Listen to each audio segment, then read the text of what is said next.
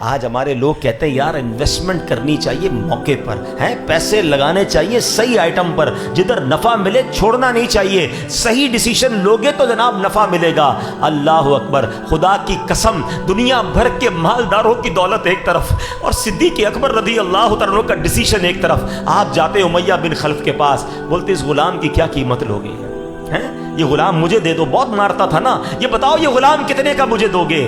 وہ امیہ کہتا ہے میں مثال دے رہا ہوں آج کے دور کے حساب سے 10,000 روپوں کا دوں گا۔ کہا ٹھیک ہے 10,000 میں ڈن ہوا۔ کہتا نہیں 20,000 میں دوں گا۔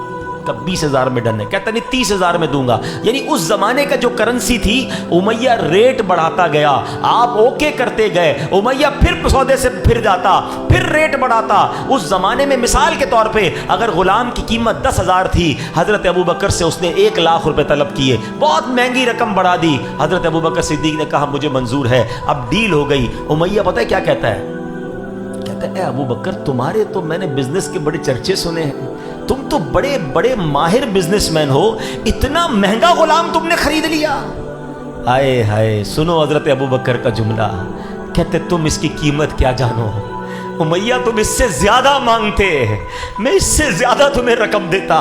اے میرے پیارے اسلامی بھائیوں، وہ ہستی جو تپتی ریت پر بھی احد کے نام نعرے بلند کرتی رہی، وہ ہستی جس کو کافر مارتے تھے کہ اللہ کے نبی کا انکار کرو، وہ غلام ہونے کے باوجود اللہ احد ربی اللہ کے نعرے بلند کرتا تھا، جس کو حضرت ابوبکر صدیق نے خرید کر اب امیہ بن خلف سے آزاد کیا۔ یہ کوئی اور نہیں ہے، یہ میں کسی اور کی بات نہیں کر رہا، ہم سب کے امام، عاشقوں کے امام، مؤذن رسول حضرت بلال حبشی رضی اللہ تعالیٰ عنہ کی داستان ہے۔